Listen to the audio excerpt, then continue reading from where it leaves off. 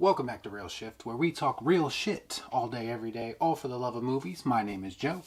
Today I'm going to be doing a special ranking video, which I haven't done one of these in a while, but I figured since I watched all these movies recently, why not?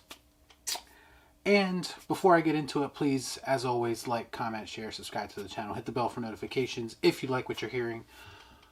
Without further ado, I have to say that this particular ranking video was inspired by Miss Ellen Ripley herself, Sigourney Weaver, who recently tweeted out, given the state of the world that we're in, that everyone should stay home and watch Aliens. And I agreed with her. I did just that, and I watched all of them. I didn't just watch one or two of them. I watched all six.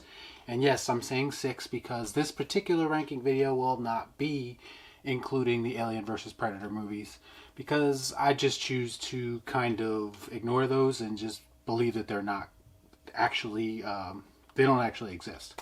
So, without further ado, I'm going to say this also before I actually get into it. I do like all these movies, and I came to that realization as I watched them again for the millionth time over the past week. I actually do like all these movies, so if I put something at number 6, it doesn't necessarily mean that I think it's horrible. It could mean that it's horrible, but I'll explain how I feel about each movie for sure. And I just felt like this was a good opportunity because Disney now owns Aliens, so it can only go downhill from here. So, alright, so getting right into it. Number 6 on my list is Alien Resurrection. This would probably be most people's number 6 if they had to rank the Alien franchise. A lot of people give this movie quite a bit of flack, and for the most part, it's pretty justified. This is pretty much Alien in full blockbuster mode. It doesn't have that gritty look that the first 3 films had, so it's a little bit more polished visually, so it doesn't quite, in my opinion, fit visually with the other 3 movies. But it does fit, I guess, story-wise, you could say. In this one, they inevitably, of course, have to bring back Ripley after the events of Alien 3. Now, the whole plot of that and how they go about doing that is a little bit questionable. I mean, they bring her back. Basically, they found blood samples on the prison planet, and they are somehow able to bring her back while also extracting DNA from her somehow of the xenomorphs and bringing them back as well. It's a little bit hazy about how they were actually able to do that, and that might be where some of the flack for this movie comes from, because it's not all that thought out. It's pretty much just kind of thrown together and a reason to have Ripley come back into the Alien universe. But I don't think that it's necessarily a horrible movie or unwatchable. In fact, I've watched it many times. I think it's entertaining. It just doesn't have quite as much to offer as the other Alien movies, as far as like deeper meanings or, you know, recognizable filmmaking techniques that stand the test of time. It's kind of just there, which is, you know, not always good for any movie, to say the least. It does have some cool scenes, though. It's got the failed Ripley scene, of course, with all the failed clones of her. I think that scene's really good. The half-human, half-alien hybrid creature that they made up at the end, a lot of people don't like it. I'm not that bothered by it. I thought it was pretty well designed, for the most part. And it's a pretty good animatronic also, to say the least. It's done with practical effects, which, again, practical effects stand the test of time for sure. It's just dumb fun, alien mayhem. It's a kind of turn your brain off of the door type thing, so that's why Alien Resurrection is my number 6. Number 5 is Alien 3. This movie gets a lot of hate as well. I like Alien 3 a lot, to be honest with you. Like I said, I like all these movies, so the fact that this is number 5 should tell you something, because I actually do like Alien 3. This movie had documented production issues that I'm sure everyone knows about at this point. Everyone hates the idea, of course, of Hicks and Newt dying off screen before the movie even starts. At the start of the movie, they're already dead, and I think that turned a lot of people off for sure. And that's understandable, to be quite honest, because after Aliens, you know, to have 2 of the main characters just die immediately or actually die off screen, it is a bit anticlimactic, and it kind of takes away from the movie before it. However, as far as the character of Ripley, I feel like it's a good progression of her character, in a sense that bad things just keep happening to her when it looks like she's going to have a family or possibly have a life outside of the xenomorphs. it's all taken away from her from a freak accident. So I think if you look at it, removing your biases and just looking at it from the standpoint of Ripley's story herself, I think it's a fitting end to her story. She dies. She goes out eliminating this threat that has basically terrorized her now for her most of her life. So I think that was like a fitting end to it. It's a dark, depressing movie for sure. It's not for everyone. It doesn't have a happy ending, of course. It's not like everything is, sunshine and rainbows by the end of it. And which is kind of a David Fincher thing, I think, and that's become kind of custom with his movies. He makes very dark, depressing movies that don't necessarily have happy endings, if you've seen any of his movies. So it makes sense that he directed this as well early in his career.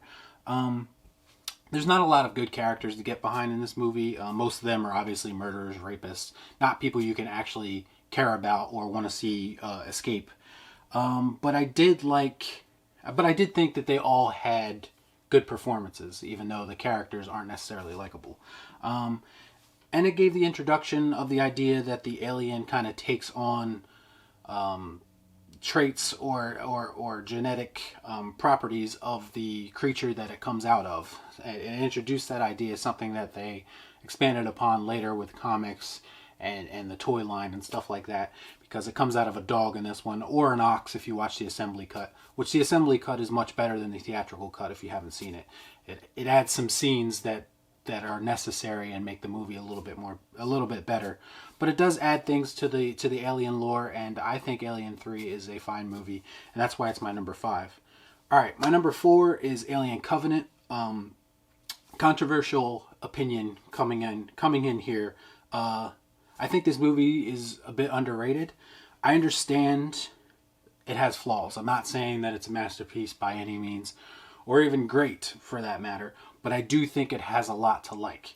The bad things about it, I'd say the characters are not very interesting or memorable. There's some cliche moments in it from like a horror standpoint, like the shower scene, for instance.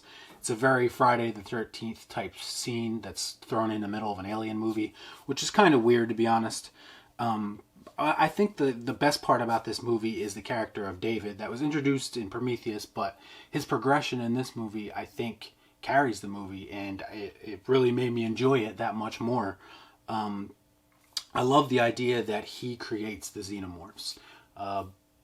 This prequel trilogy, if you want to call it, or prequel 2 movies, I guess you could say, because now we might not get a third one, which is unfortunate, but these prequel movies have all been about creation, right? It's about the engineers made us, we made the androids, and now David the android is making the xenomorph. He wants to create, he's obsessed with the idea of creation, and he creates what he calls the perfect organism. And I thought it was a really interesting way to take us from the end of Prometheus and bridge us into the actual xenomorphs, because the creature at the end of Prometheus isn't a xenomorph in a traditional sense, but this was their way of bridging that gap and explaining how it goes from that to the xenomorph that we know. And I think they did a good job with that, to be quite honest. It's just a natural progression from Prometheus to get us to Alien, and I think they did a good job. This is the most, I think, brutal, gory movie of the Alien franchise. There's a lot of gore. That might turn some people off for sure, and it turns me off sometimes, gore does, but in this particular case I didn't think it was too much to where it took me out of the movie like sometimes it does. But it is very violent, and that's something that should be noted, especially given a franchise like this, which does have quite a bit of violence in it. But yeah, I would definitely love to see Ridley Scott finish his prequel trilogy, but that may never happen now, especially with the Disney acquisition and the fact that Covenant didn't do well at the box office, so we probably never get it. But Alien Covenant is my number 4, and yeah, I think it's a bit underrated, to be honest. My number 3 is Prometheus. I know a lot of people hate this movie. I know a lot of people love this movie.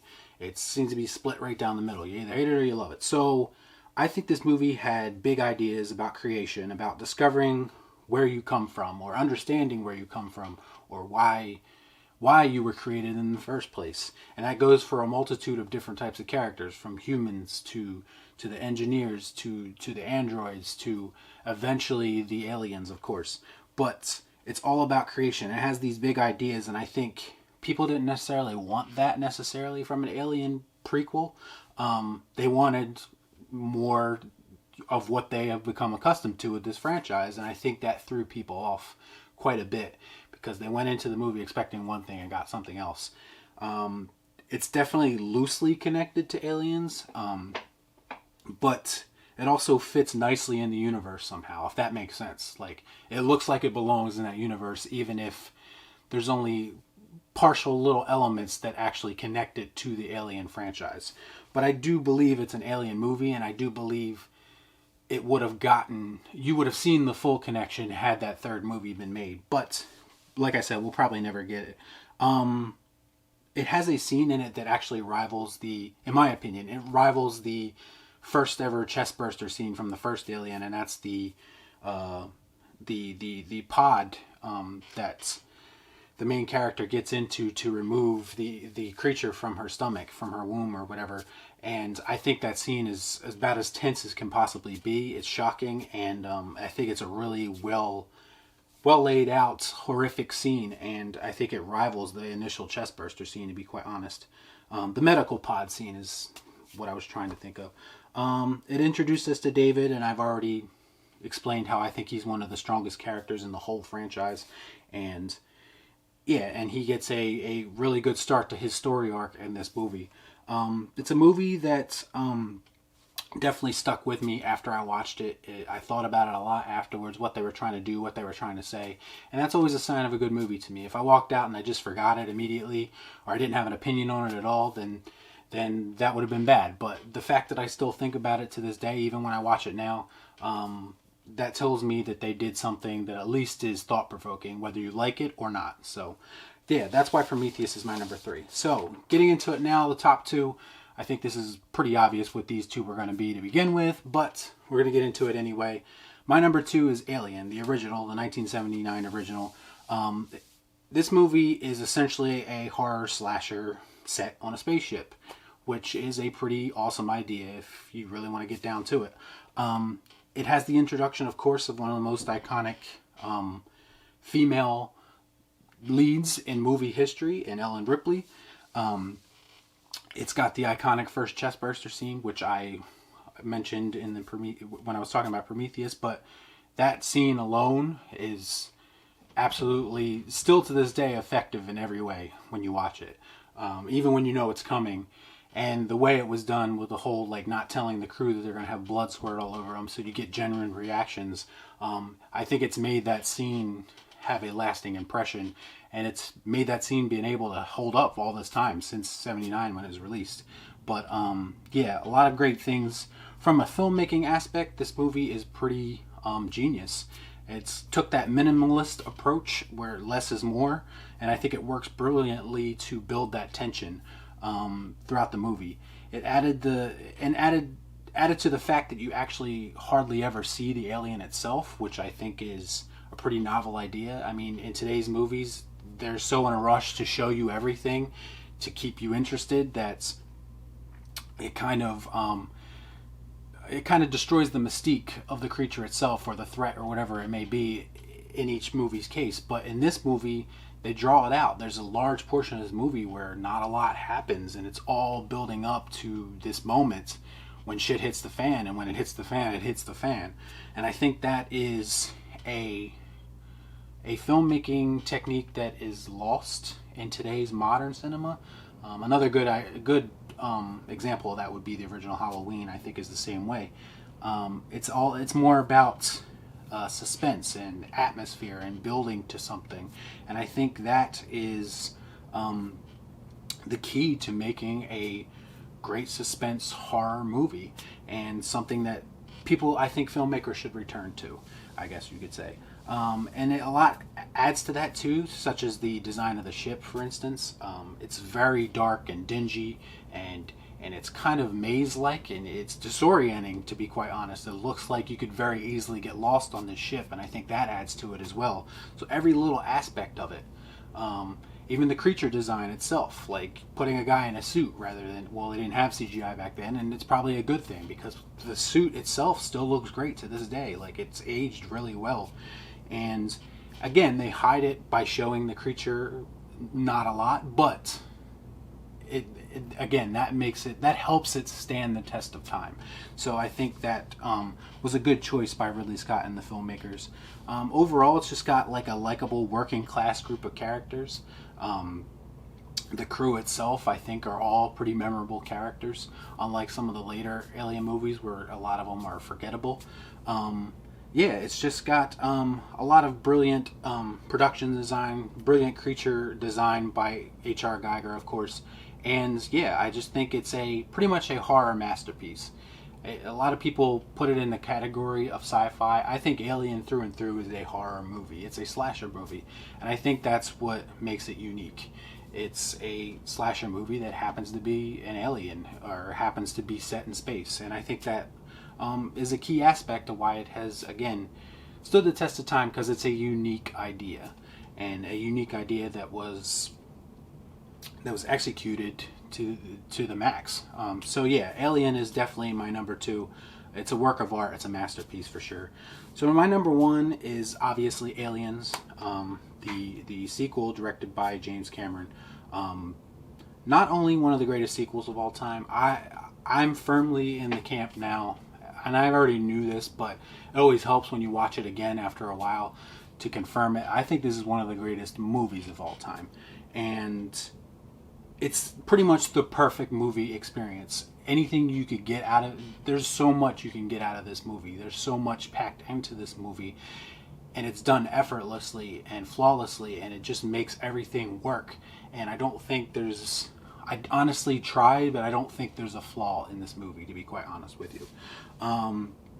Obviously, I saw this actually before the original. I know a lot of people did the same, so that might affect exactly how I guess prefer this over Alien, even though they're pretty much up here as far as like where I'd rank them. They're both, it's like 1A and 1B basically, but it's got everything you can want in a movie. It's got atmosphere, it's got interesting characters, organic comedic moments that don't take you out of the movie. They actually work. Great action sequences, genuine moments of tension. Sigourney Weaver putting on an Oscar-worthy performance, and yes, she was actually nominated for an Oscar for this movie, which is pretty crazy to think about for a movie like this, but she deserves it, to be quite honest. And I think one of the greatest endings in movie history. It's an enthralling ending. It's a double ending, basically, because when you think it's over, it's not over. And it's all capped off with this climactic clash between the Queen and Ripley in the suit, and I think it's just the perfect way to end a movie. And it's got a great one-liner and everything with "Get away from her, you bitch." I mean, everything about it is just iconic. I was hard pressed to find a flaw in this movie at all. I don't think there is one. James Cameron, to me, did exactly what you should do with a sequel, especially a sequel to a already well-made, if not a masterpiece. And that's take that movie and take the ideas that were put forth in that movie and build upon them. You can do that without just disparaging what came before, but you can also add your own mark to the franchise, and that's exactly what he did.